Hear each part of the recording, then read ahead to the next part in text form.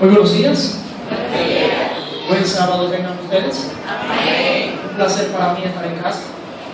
Es bueno estar en casa. Díganmelo cada vez que llego del trabajo. Es bueno estar en casa. Ciertamente es un placer para mí esta mañana tener unos breves minutos en la palabra de Dios. Así que antes de hablar con nuestro Dios, quiero compartir una lectura que he traído del libro Hechos de los Apóstoles, en la página 109, en el cuarto y quinto párrafo.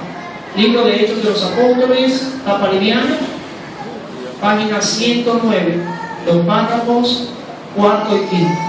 Dice: Dios no escoge para que sean sus representantes entre los hombres a ángeles que nunca cayeron, sino a seres humanos, a hombres de pasiones semejantes a los de aquellas a quienes tratan de salvar. Cristo se humanó a fin de poder alcanzar a la humanidad. Se necesitaba un Salvador a la vez divino y humano para traer salvación al mundo.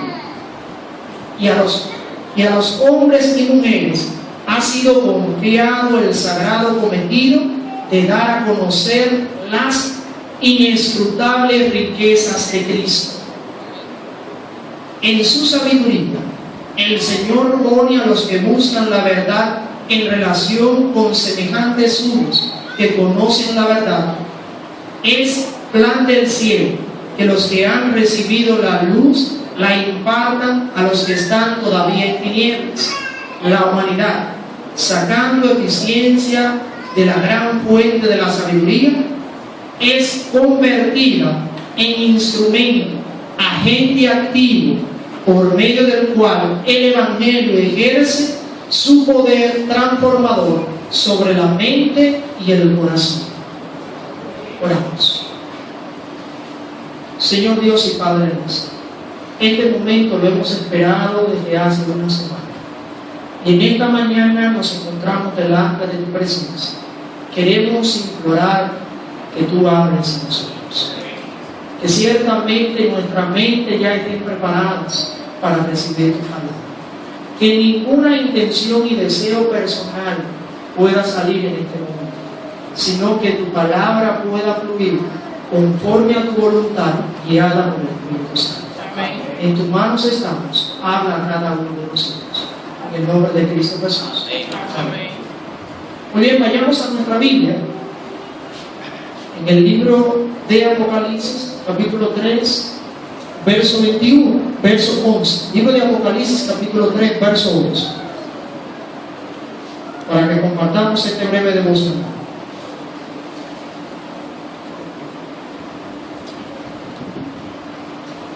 Apocalipsis 3:11 dice: Yo vengo pronto, retén lo que tienes para que ninguno tome tu corona. Yo vengo pronto. Aquí hay un verbo muy fuerte, es el verbo retener. Es decir, que el ángel está hablando a alguien que tiene algo que se le dio y debe retenerlo. ¿Usted se ha puesto a pensar qué se nos dio? ¿Qué usted y yo tenemos?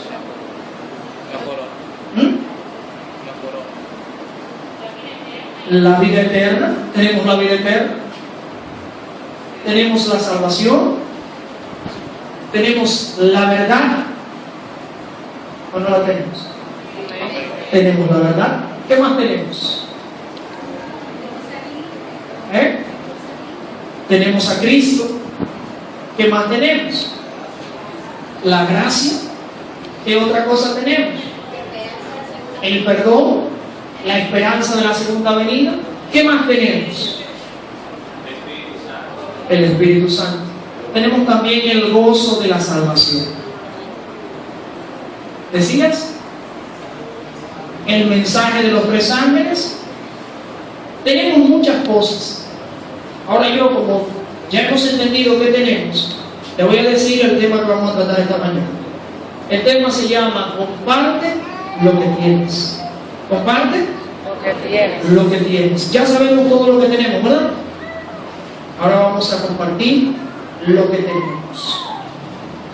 En la lectura de Hechos de los Apóstoles entendimos, leyendo, que a nosotros se nos ha comisionado algo y se nos ha dado el privilegio de algo. Por eso debemos compartir eso que se nos ha dado. Antes de, cuando Adán pecó, perdió todo lo que se le había dado. ¿Qué tenía Adán para compartir? Ni siquiera con Eva Adán podía compartir algo, porque había perdido aún la vida que se le había regalado, se la entregó al Cristo, brindarle la vestimenta y dársela de símbolo de justicia, le dio aquello que él había perdido. Así que usted y yo tenemos mucho que dar y debemos trabajar para eso. Vamos a analizar esto al punto del libro de Timoteo. Vamos a hablar brevemente de Timoteo, un joven muy capaz, un joven que se le entregó una misión a temprana edad y un joven que tuvo la responsabilidad de caminar un evangelio. Timoteo conoció a Pablo en Antioquía, cuando a Pablo le estaban dando unos cuantos golpes. Y Timoteo vio a Pablo tirado en el suelo, y luego vio a Pablo que se levantó como que nunca le habían puesto la mano, y se fue. Ahí Timoteo conoció por primera vez a Pablo. Luego Pablo volvió a Antioquía, y ahí Pablo tuvo una relación más estrecha con Timoteo, y se lo llevó. Juntamente con él hicieron una gran misión. Timoteo desarrolla su ministerio en la ciudad de Asia, específicamente en Éfeso. En Éfeso, ahí es que Timoteo desarrolla su ministerio. Tanto que cuando Pablo, estando preso en Roma, le escribe a Timoteo, le escribe a la iglesia en Éfeso, porque allá era que estaba Timoteo. Vamos a trasladarnos al libro de 2 de Timoteo, capítulo 4, los versos del 1 al 5. Libro de 2 de Timoteo, capítulo 4, los versos del 1 al 5.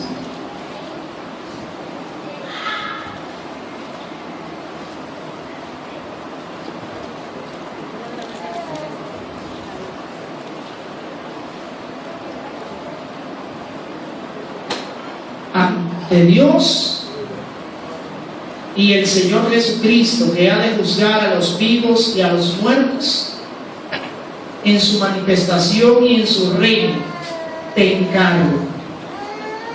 Ahorita leíamos el verbo retener, ahora tenemos el verbo ¿cómo? Encargar. Son los verbos que hay que hacer una acción para tomar y una acción para ¿qué? Hacer o realizar. Que prediques la palabra y que inste a tiempo y a destiempo, convence, reprende y anima con toda paciencia y doctrina, porque vendrían tiempos cuando no soportaría la sana doctrina. Antes, teniendo comezón de oír, se amontonarán maestros conforme a sus pasiones, apartarán de la verdad el oído y se volverán a las fábulas. Pero tú, sé sobrio en todo, soporta las aflicciones, haz obra de evangelista, cumple tu misión. Pablo en su carta es muy exhaustivo en lo que quiere dejarle dicho a Timoteo. Pablo no le manda la carta directamente a los miembros de Cristo. Pablo se la manda directamente a Timoteo, para que Timoteo tome acción y para que Timoteo, que necesita aprender de lo aprendido, comparta. Hay unos pasos aquí que yo quiero compartir con ustedes. Es triste a veces saber que nosotros nos desarrollamos y crecemos en la iglesia, Y posiblemente nos pasa lo mismo que le pasó a Samuel. En el capítulo 1 de Samuel se narra cuando Samuel fueron los ancianos del pueblo a decirle que ya él estaba anciano, que ya no estaba apto para dirigir el pueblo. Y antes de pedirle un rey, le dijeron que sus hijos no andaban conforme a sus caminos, que los hijos de Samuel no estaban aptos para dirigir el pueblo. A veces nosotros nos ponemos y crucificamos a Elí, pero a los hijos de Samuel le pasó lo mismo. Usted podría decirse, ¿cómo es que un hombre, un profeta de Dios como Samuel, que se crió en el templo, sus hijos no estaban capaces para guiar al pueblo? ¿Qué sucedió? ¿Qué pasó? Uno de los principales problemas de eso, ¿por qué Pablo se interesaba tanto en Timoteo? Para Pablo, él no veía a Timoteo como un siervo, él no veía a Timoteo como un colaborador, él veía a Timoteo como un hijo en la fe, alguien que él había desarrollado, alguien que él había criado, alguien que él le había inculcado conocer a Cristo y lo había abrazado como un hijo. Así veía Pablo a Timoteo. Por eso era su interés tanto de trabajar con Timoteo, que le dirige 2 cartas, y en las 2 cartas hace casi la misma mención, una para protegerse de los demás jóvenes y ser testimonio, y otra para que lo que él había aprendido, lo que él era, lo que él se había desarrollado, lo pusiera en práctica. Los hijos de Samuel no estaban capacitados para dirigir el pueblo. A veces nosotros nos comprometemos a una gran misión. Queremos salvar toda una comunidad. Queremos salvar toda una nación. Y se pierde nuestra casa.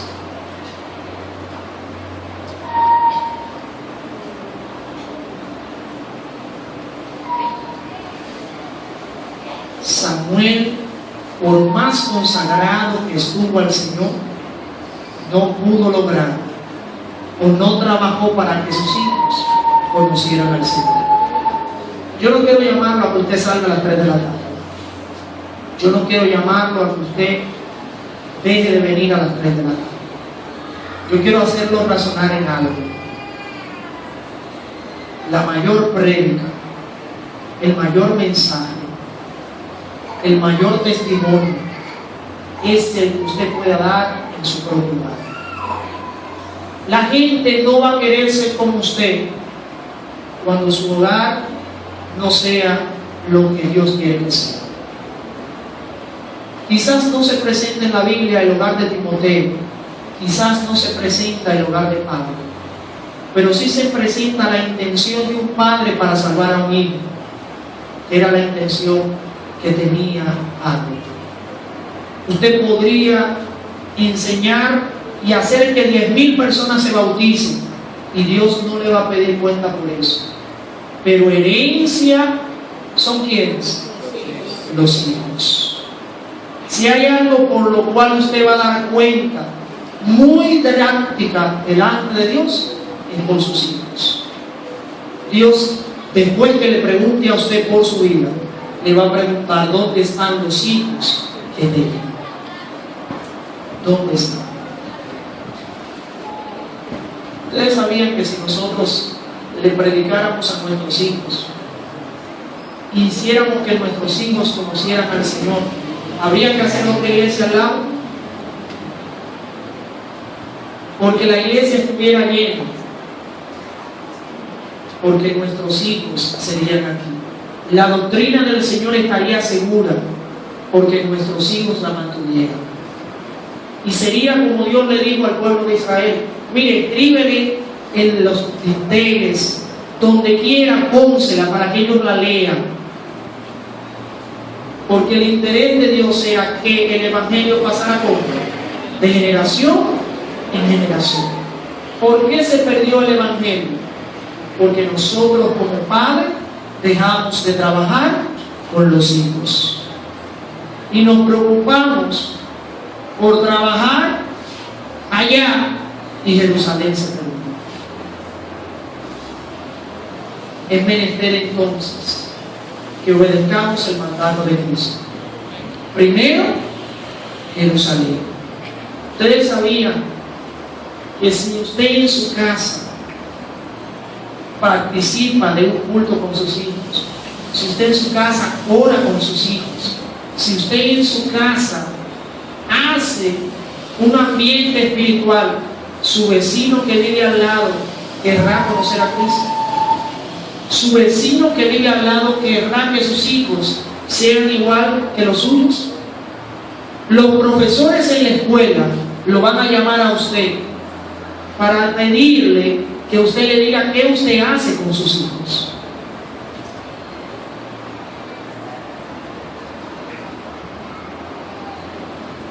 Nuestros hijos son nuestra herencia. Nuestra mayor preocupación para salvar deben ser nuestros hijos. Está bien. Luego que cumplamos esto, corramos una milla más y vayamos afuera. Pero primero, Jerusalén. Cuando nosotros podamos conquistar a nuestros hijos para el Señor, que ellos amen al Señor, pasará lo mismo que pasó con Aarón y Eliezer.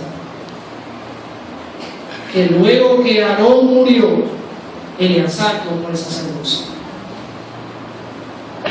¿Por qué? Porque Eleazar estaba siendo preparado ¿para qué? Para ser sacerdote. ¿Preparamos nosotros a nuestros hijos para eso? Para que sean sacerdotes. Nosotros somos ancianos, directores misioneros, directores de jóvenes. ¿Preparamos a nuestros hijos para que sean eso? Cultivamos en nuestros hijos la necesidad de tener una relación con Dios. Nos paramos aquí, tomamos la Biblia, predicamos, hablamos. Y cuando llegamos a nuestra casa no nos movemos ni siquiera a orar con nuestros hijos. No nos movemos ni siquiera a abrirle la Biblia a nuestros hijos. Nuestro primer trabajo es construir un hogar para el cielo. Si construimos un hogar para el cielo, otros van a ser como usted, porque usted se preocupa por ser igual a Cristo.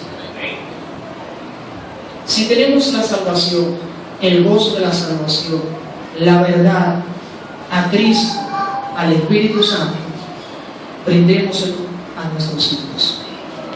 No salga tan lejos, predique en su casa.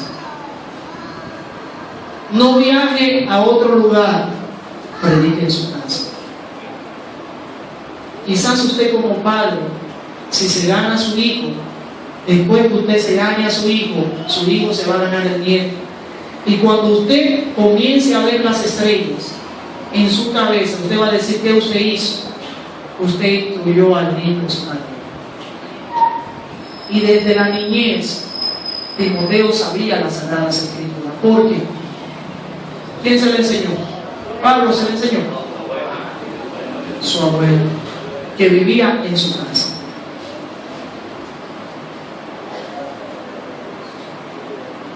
Timoteo no llegó a ser un gran predicador, un gran misionero, porque Timoteo conoció a Pablo.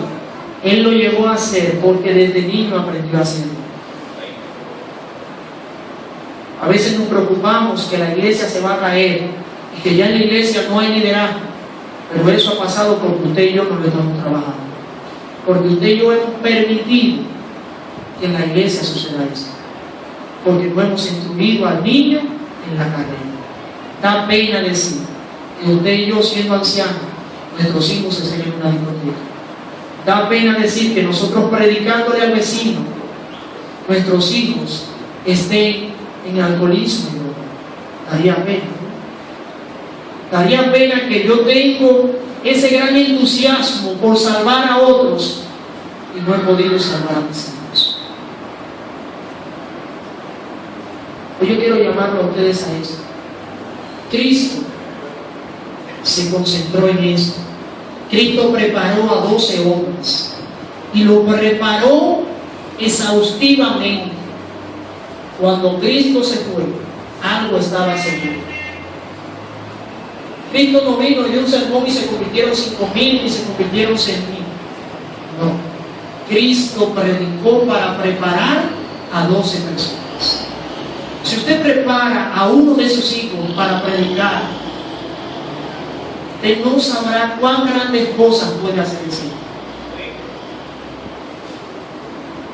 Quizás el fruto de algo que usted está viendo ahora puede ser el trabajo exhaustivo de algo.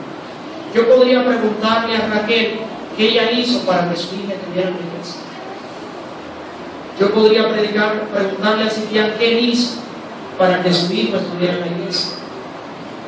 Usted podría preguntarle a Dios qué yo debo hacer que mi hijo que tengo en brazos, o mi hijo que tiene 2 años o 3, qué yo debo hacer para que él, cuando sea adulto, se quede en la iglesia. A veces decimos, ya yo al niño le enseñé el camino, él conoce el camino, él tiene ya la elección, él que decida, y soltamos al niño como la chichilla, ¿a dónde caerá? Y un día después que ha gozado el mundo, usted le dice, hijo mío, yo te enseñé el camino cuando tú eras pequeño. ¿Se lo enseñó? El mandato bíblico dice que si usted instruyó al niño en la carrera, ¿qué sucede? Nunca más se apartará de él.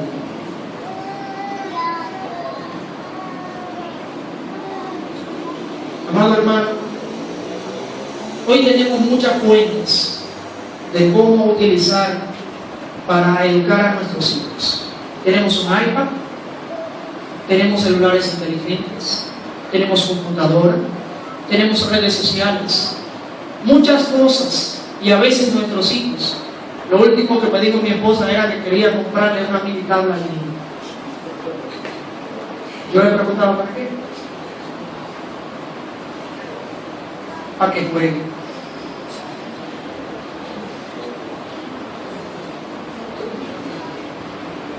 Ahora, si usted se la compró y usted tiene la capacidad de estar en contacto con su hijo por medio de esto, cada vez que usted hable con su hijo, háblele de lo que Cristo hizo en su vida.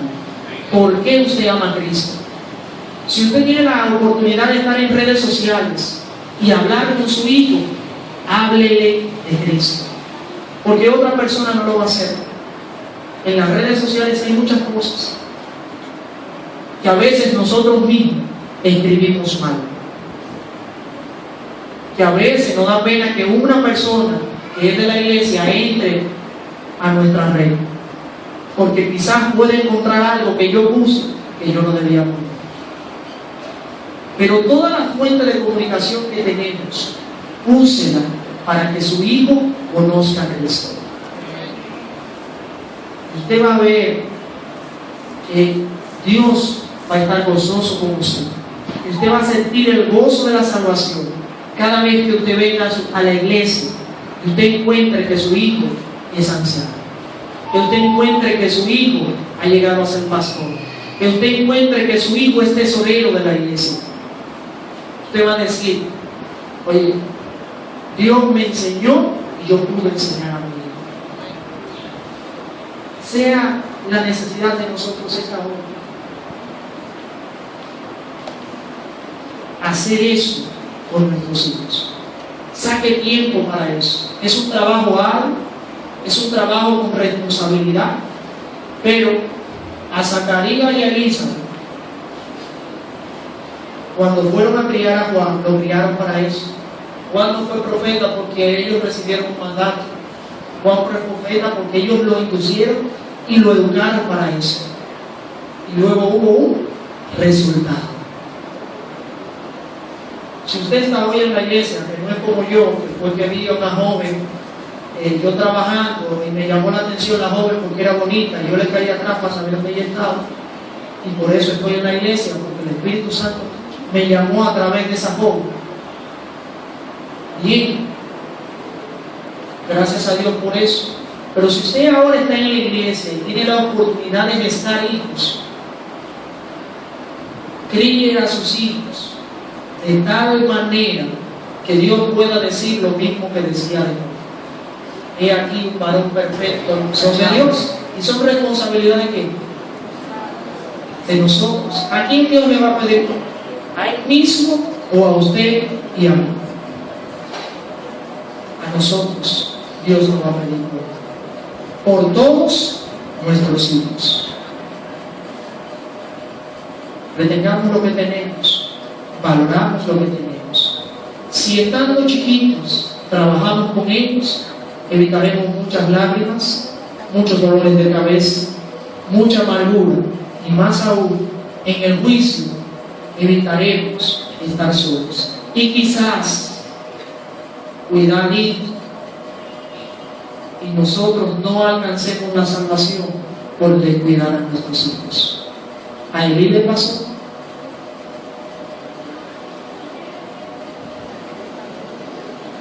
Cuidadito, cuidadito.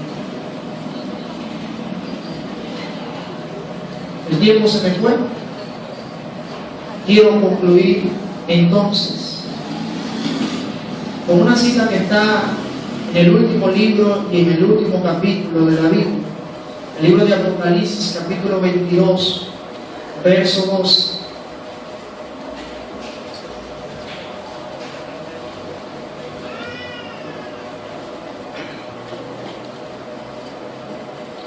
Yo vengo pronto, y mi galardón conmigo, para dar a cada uno según sus obras. Yo vengo pronto. Es lo mismo que se dijo en el 3:11. Vengo pronto. Retén lo que tienes. Yo vengo pronto, y mi galardón conmigo, para dar a cada uno según su obra. Vamos a enseñar a nuestros hijos a orar en justicia, a orar como se vive en el cielo. Usted y yo somos el mapa para que el mundo conozca a Cristo. Debemos guiar por Cristo. Guiemos a nuestros hijos a Cristo, para que todos nuestros vecinos puedan ser guiados por nuestro testimonio a conocer a Cristo. Dios pueda bendecirle, Dios le guarde, y el Señor ponga en nosotros el interés de criar hijos y familias para el reino de los cielos. Dios pueda bendecirles. Son de Dios y son responsabilidad de qué? De nosotros. ¿A quién Dios le va a pedir? ¿A él mismo o a usted y a mí? A nosotros Dios nos va a pedir por todos nuestros hijos. Retengamos lo que tenemos, valoramos lo que tenemos. Si estando chiquitos trabajamos con ellos, evitaremos muchas lágrimas, muchos dolores de cabeza, mucha amargura, y más aún, en el juicio evitaremos estar solos. Y quizás, cuidadito, y nosotros no alcancemos la salvación por descuidar a nuestros hijos. ¿A Elí le pasó?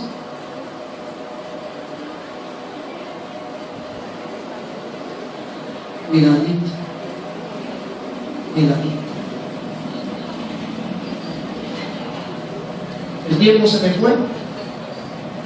Quiero concluir entonces con una cita que está en el último libro y en el último capítulo de la Biblia, el libro de Apocalipsis, capítulo 22, verso 2.